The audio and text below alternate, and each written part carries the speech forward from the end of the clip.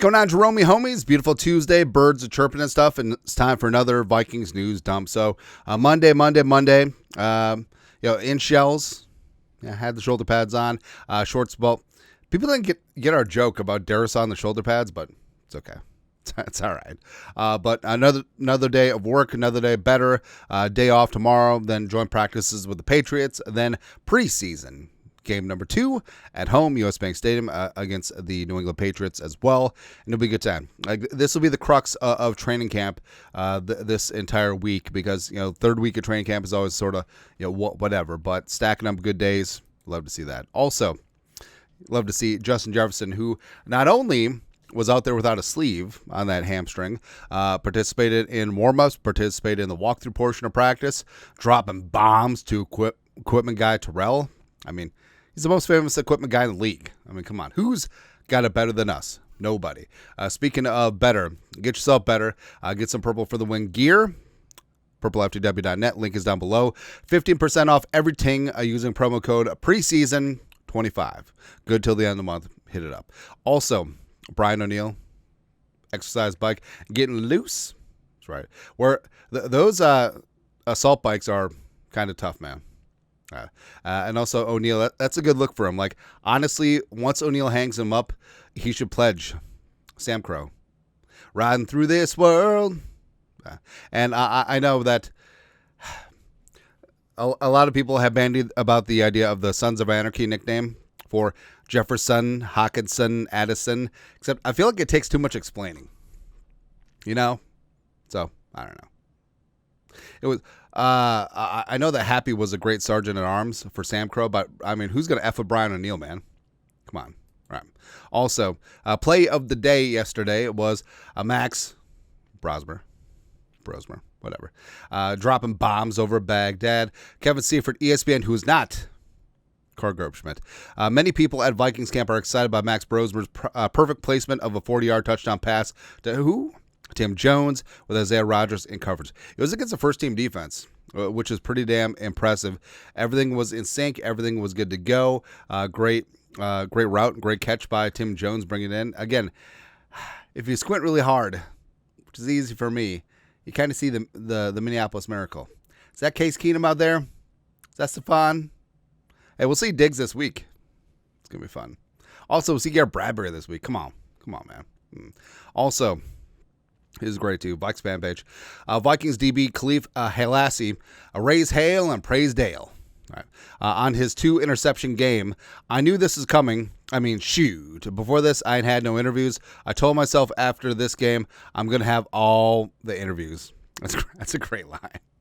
That's a great line, man. And Hassi has been looking good. I mean, he's been getting some run with the first and second team defense, as well as has cornerback and safety flexibility. Good special teamer. You could say, like, well, I mean, the ball just sort of came to him. Well, there is a skill set to being around the ball and being about the ball. That's exactly what this defense is about, man. So excited that he gets 2 more preseason games to really solidify his spot. I hope that he does. Really good guy, really easy guy to root for in training camp. Also, Vikings have a new guy in training camp. The Vikings have claimed guard Michael Gonzalez via waivers and have placed tackle Matt Nelson on IR. Nelson popped a bicep last week at the night practice, finally put him on IR. And Gonzalez was a 2025 UDFA out of Louisville. Originally with the Falcons, 51 career starts for the Cardinals. 6'4", 291.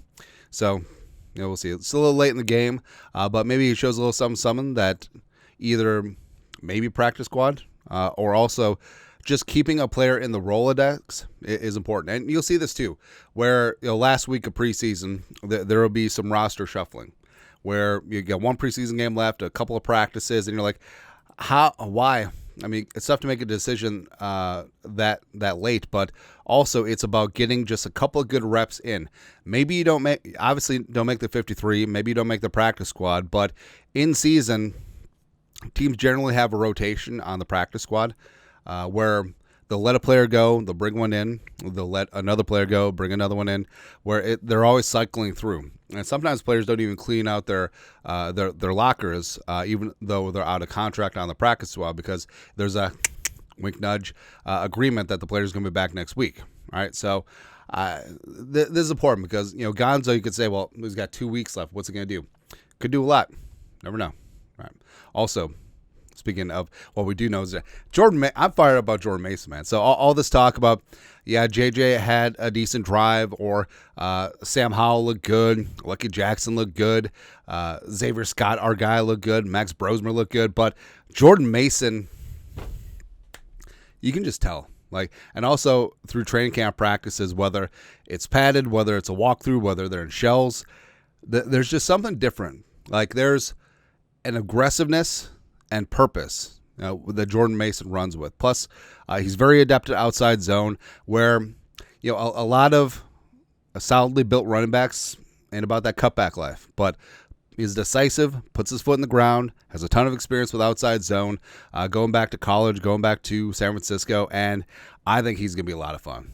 He had some tough carries against the Texans, and it's the tip of the iceberg. Plus, he was in there on pass pro a couple of snaps, and as Kevin McCollum had talked about, he's a 3-down back. He just didn't get 3-down opportunities in San Francisco, which is kind of interesting. But overall, I think that this is going to be a hell of a trade, and Mason, I feel like he's definitely going to push the issue with Aaron Jones, where I love Jones, but another year older, and your durability has always been an issue with Jones throughout his career, and Mason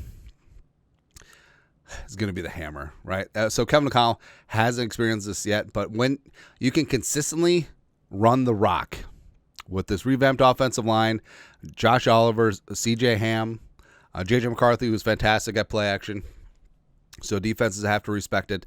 Just being able to pound the frickin' football whenever you want to, it's a little addicting, especially late in the season. Weather gets chilly. In the playoffs, you got to be able to run the ball. You got to be able to run the ball forcefully, and Jordan Mason's going to be a huge part of that. It's going to be great.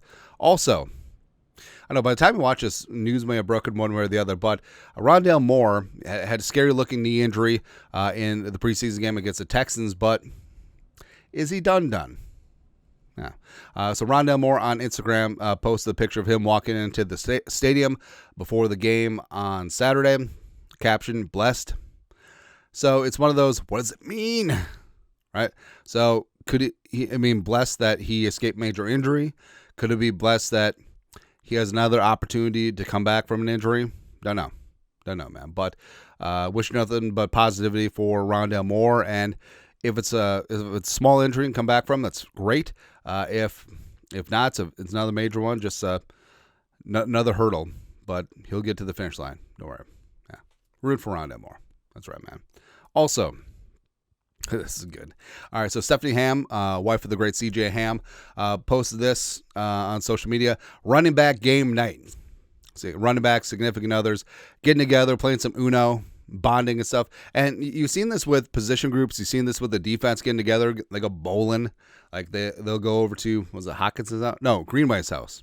Because we had wondered that because it had a basketball court that had a Hawkeye logo. It's like, Hawkinson, huh? No, it's Chad Greenway. But the Uno is a game where there's some hurt feelings, where it's like, life is good. I got Uno. And then all of a sudden you get hit with the draw for a wild. It's not even your color. And then you have to keep drawing. Uno is a very streaky game, man. All right, so I need a red, green, blue, yellow, blue, yellow, blue. You know how it is. Where you can start with the Uno, and then you can end up with 25 cards. No problem. Also, the large deck is crazy. It's like the old person deck, isn't it? And it would be like, all right, so C.J. Ham has Uno, then Aaron Jones and Jordan Mason. They got like a draw for a while, just like about to drop it on his ass. But CJ's like, you want blocking? Oh, man. I love this team. It's fantastic. Uno sucks, though. Can't explain it, but I don't like it. Anyway, so I do like Jordan Addison out here. Great state of Minnesota. The state of fishing.